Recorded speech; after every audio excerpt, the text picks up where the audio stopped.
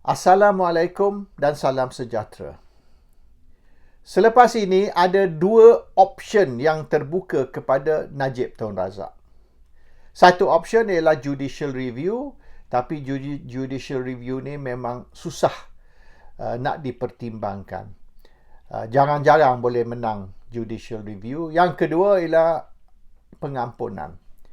Pengampunan telah diberi pada satu masa dulu kepada Datuk Harun Idris, Mokhtar Hashim dan juga Anwar Ibrahim. Tapi sekurang-kurangnya separuh dari hukuman perlu dijalani dulu sebelum pengampunan boleh dipertimbangkan. You tak boleh dapat pengampunan dalam masa minggu ataupun bulan.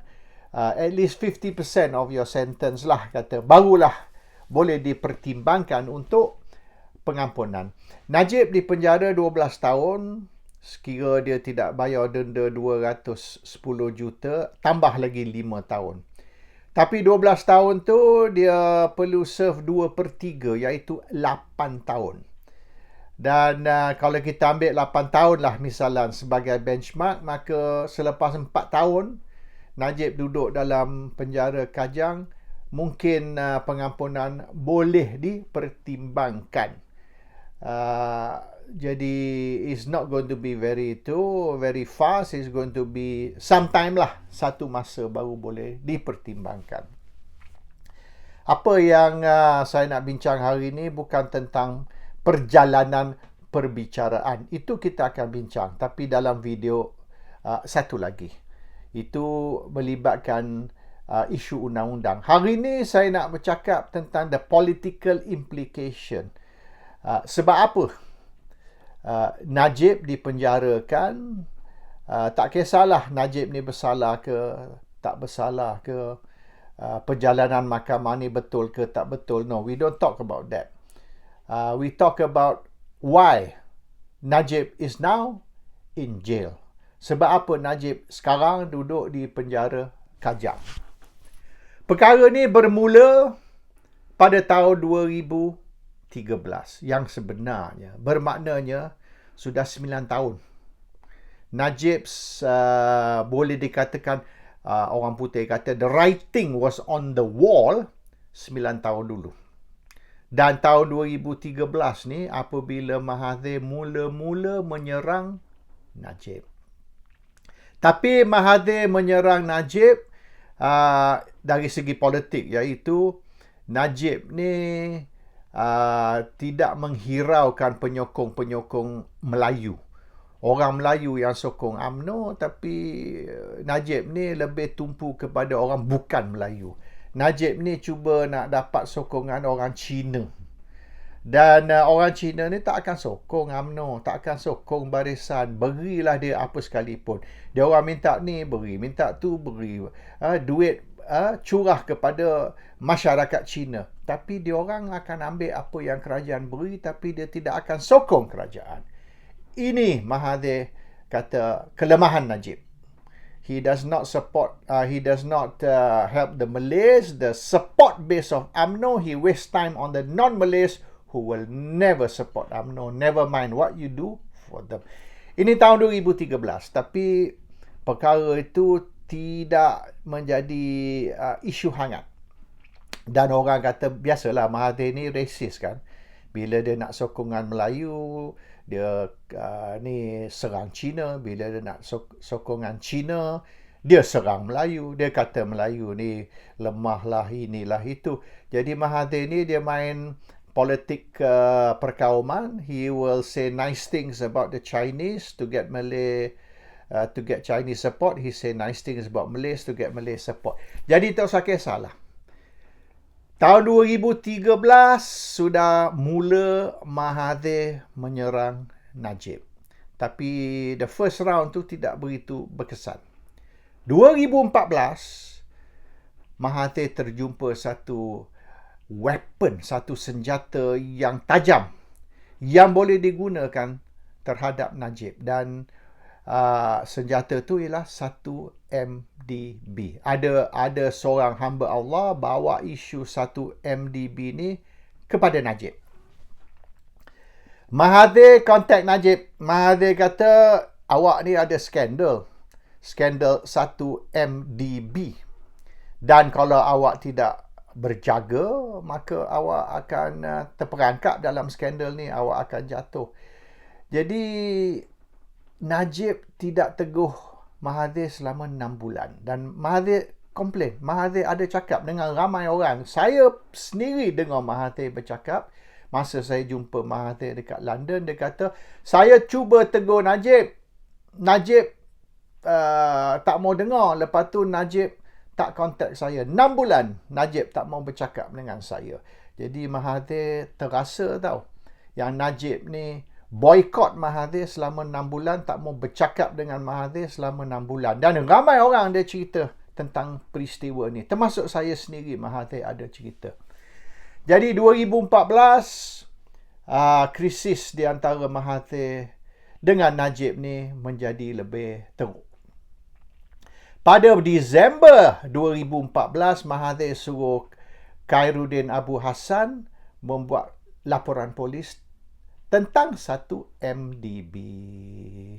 Jadi di situ sudah nampak Mahathir fired the first shot. Mahathir lepaskan tembakan yang pertama terhadap Najib. 2 bulan kemudian, pada bulan Februari dan bulan Mac tahun 2015, Mahathir mula kumpul dia punya askar. Mahathir kumpul tentera dia, orang yang dia nak guna untuk serang Najib. Beberapa orang dalam kerajaan, beberapa orang dalam parti politik dan juga bloggers, wartawan dan sebagainya. Ramai. Tentera Mahathir ni bukan terdiri dari pegawai kerajaan saja, ketua polis negara, special branch, SPRM, bloggers seperti Sarawak Report dan beberapa orang lagi, termasuk orang politik.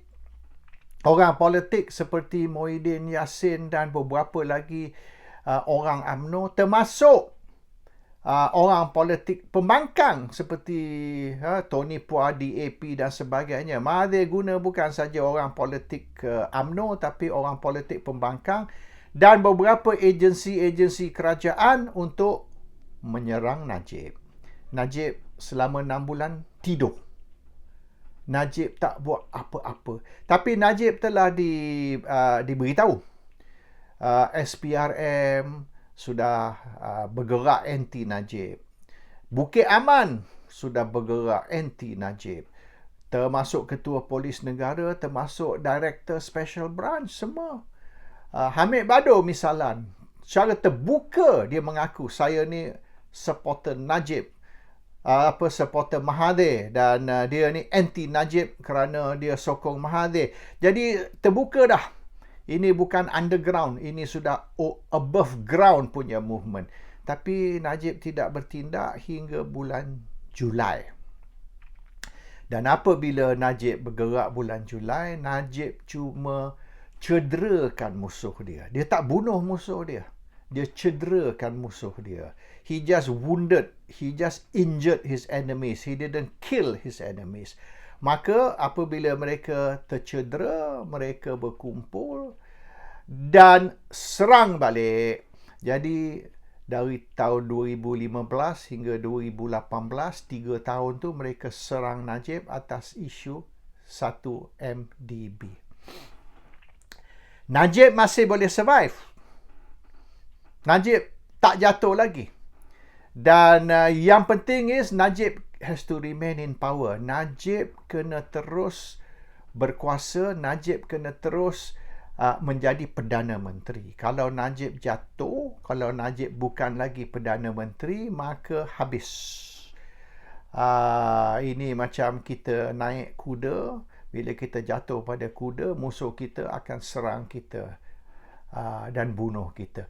Jadi Najib sudah ada satu strategi, iaitu UMNO dan PAS akan berpakat. Electoral pact bermaknanya UMNO dan PAS akan berpakat untuk pilihan raya yang ke-14, PRU 14, untuk menentukan yang UMNO akan menang, UMNO tidak akan jatuh.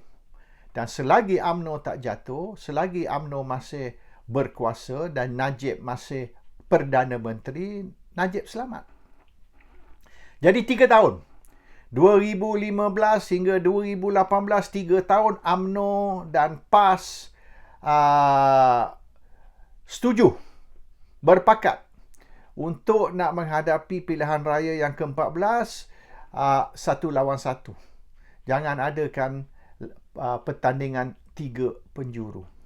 Laporan yang diberi ke Najib, perbincangan di antara UMNO dan PAS ni berjalan dengan licin. The negotiation between UMNO and PAS going on very well. Dan pilihan raya akan datang, iaitu pilihan raya yang ke-14, expected tahun 2018 ataupun 2017. UMNO dan PAS akan berpakat dan akan straight fight satu lawan satu di antara UMNO PAS dan Pakatan Harapan. Tapi yang sebenarnya laporan yang diberi ke Najib ni laporan palsu. Dalam dia orang cerita ke Najib, negotiation ni licin, everything going well. Yang sebenarnya satu perbincangan pun tidak diadakan di antara UMNO dan PAS. Tiap-tiap kali dia orang dah confirm akan ada mesyuarat ataupun perbincangan, last minute UMNO cancel. Postpone, tak boleh. Ada perkara mustahak. Jadi setiap kali dia orang dah tentukan mesyuarat, dia orang dah schedule satu mesyuarat, last minute dia orang cancel mesyuarat. Dan PAS pun tak faham sebab apa. Sudah banyak kali confirm mesyuarat, akhirnya last minute cancel, tak jadi. Tapi laporan ke Najib, perbincangan berjalan dengan licin. UMNO dengan PAS sudah setuju di mana UMNO akan bertanding, di mana PAS akan bertanding. Kerusi mana diberi ke UMNO, kerusi mana diberi ke PAS. Dan perjanjian untuk satu lawan satu, jangan adakan pertandingan 3 penjuru, settle. Last minute, 3 bulan sebelum pilihan raya, iaitu awal tahun 2018, perjanjian di antara UMNO PAS tu batal. Dan masa tu kita sedang bermesyuarat yang sebenar di Bangkok. Ramai yang sebenar. Saya tak mau sebutlah orang yang terlibat di dalam mesyuarat di Bangkok. Mereka tahulah. They know who they are. Sebab dalam 20 orang tu. Bukan seorang dua tu. Kita bermesyuarat di Bangkok. Dan kita diberitahu yang perjanjian di antara UMNO dengan PAS ni tak jadi. Cancel. Dan kita diberitahu, sebab kita tanya bagaimana tentang all this agreement. Dia kata agreement apa? Dah 3 tahun. Satu mesyuarat pun tidak diadakan. Every time dah confirm mesyuarat, last minute cancel. Tak jadi. Postpone. So kita terkejut. Kita kata mengikut cerita dari budak-budak Najib ni, everything going fine. Tak ada, dia orang kata. Satu meeting pun tidak diadakan. They keep cancelling dengan tidak ada sebab. And sampai hari ni.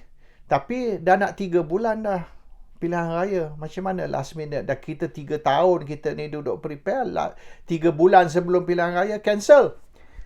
Dia kata mengikut special branch, laporan kepada Najib ataupun laporan kepada budak-budak Najib, barisan boleh menang 135 kerusi. 135 kerusi dari 222 tanpa kerjasama dengan PAS. We don't need PAS. We can win 135 seat without PAS. Tapi laporan dari Perisik, itu laporan dari, dia orang kata laporan special branch. Laporan dari Perisik ialah, intelligence kata, UMNO tidak boleh menang ataupun Barisan Nasional tidak boleh menang lebih dari 80 lebih kerusi.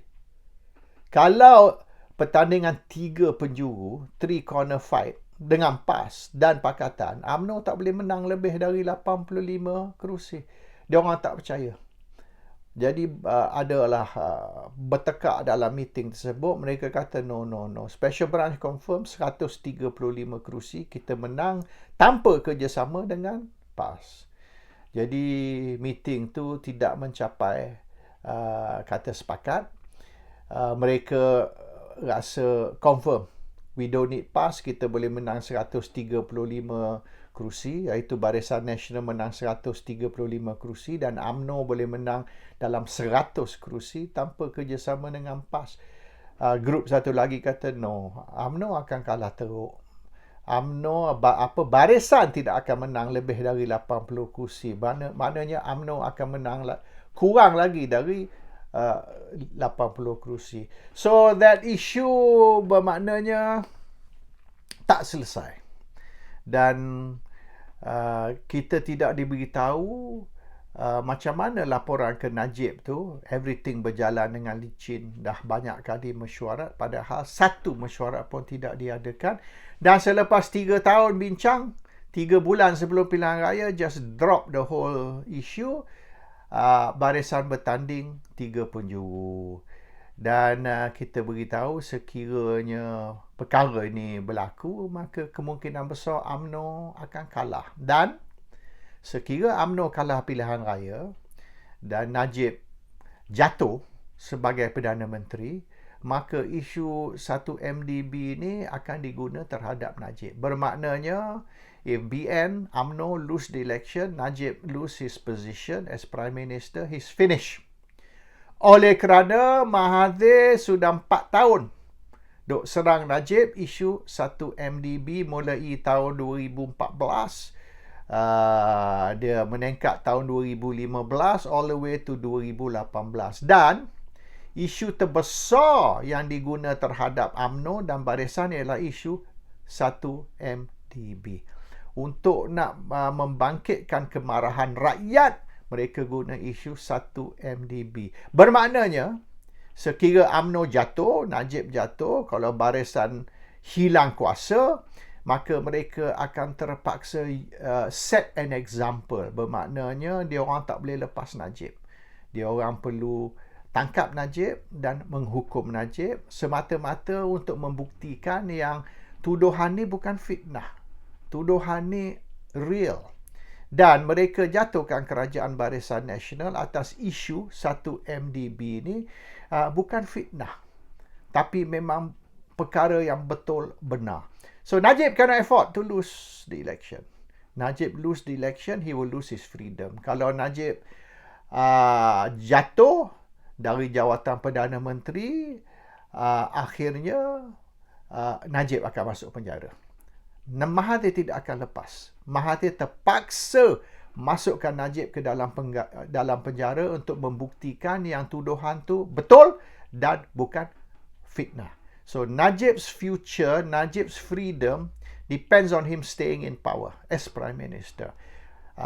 Which means depends on UMNO Barisan also staying in power. Tapi perjanjian yang telah dibuat selama 3 tahun di antara UMNO dan PAS last minute cancel. Dan ini kerja orang dalam. Orang Najib telah beri Najib laporan yang palsu. Orang Najib telah beri Najib laporan bahawasanya kita tak perlu PAS. Tanpa PAS kita boleh menang 135 kerusi. Kita boleh bentuk kerajaan secara Barisan Nasional tanpa berpakat dengan siapa-siapa. Jadi kita tak payah kongsi kuasa, kita tak payah beri mereka kerusi. Kita boleh bolot, kita monopolize semua kerusi dan kita kalahkan mereka dalam pilihan raya. Dan kemungkinan besar Kelantan dan juga Terengganu akan jatuh ke tangan UMNO. PAS tidak akan menang di Terengganu, PAS juga akan kalah di Kelantan, UMNO akan menang state-state, negeri-negeri yang boleh dikatakan PAS kuat, tapi UMNO akan tawan negeri-negeri tersebut. So we don't need PAS, we fight PAS, we kill PAS di dalam pilihan raya yang ke-14, PRU14. That is the laporan yang telah diberi ke Najib. Laporan satu lagi mengatakan laporan special branch tu salah. Kalau kita bertanding dalam pilihan raya ke-14, 3 penjuru, UMNO's finish. UMNO tak akan menang lebih dari 80 kerusi. In fact, Barisan tak akan menang lebih dari 80 kerusi. UMNO akan menang lagi kurang dari itu. Tapi ada orang di dalam pejabat Najib yang sabotage usaha untuk UMNO dan PAS berpakat.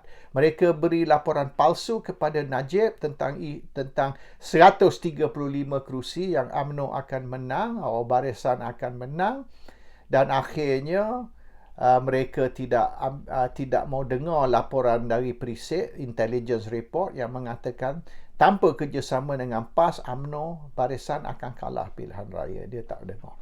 So, dia orang ambil nasihat Special Branch yang kita kata laporan Special Branch tak boleh terima oleh kerana banyak laporan Special Branch ni boleh dianggap sebagai laporan palsu untuk mengelirukan UMNO. Dan siapa dalam pejabat Najib ni yang bekerja dengan Special Branch yang memberi laporan Special Branch untuk meyakinkan Najib bahawasanya tak payah bekerjasama dengan PAS, mereka boleh menang tanpa PAS. Siapa dia? Ada orang di dalam pejabat Najib yang memain peranan tersebut. Dan adakah mereka ni ejen Mahathir? Adakah usaha mereka untuk menentukan yang UMNO Barisan kalah pilihan raya? Adakah mereka ni berusaha untuk menentukan yang Najib ni jatuh sebagai Perdana Menteri dan Pakatan akan ambil alih sebagai kerajaan, dan selepas tu mereka akan sumbat Najib masuk dalam jail? Najib perlu tanya, who are the people around him who actually Trojan horse? Ada Trojan horse di dalam geng Najib, pejabat Najib yang berusaha memberi laporan palsu kepada UMNO dan kepada Najib, dan ramai lagi dalam UMNO yang tak setuju. Dan mereka kata mereka tak setuju. Laporan Special Branch ni tak boleh terima, tapi mereka masih terima, dan they were proven correct. Maknanya terbukti yang mereka ni betul bahawasanya laporan Special Branch ni akan merosakkan UMNO dan akan menjatuhkan Najib, dan sekira Najib tidak awas, Najib akan dipenjarakan. Assalamualaikum. Salam sejahtera.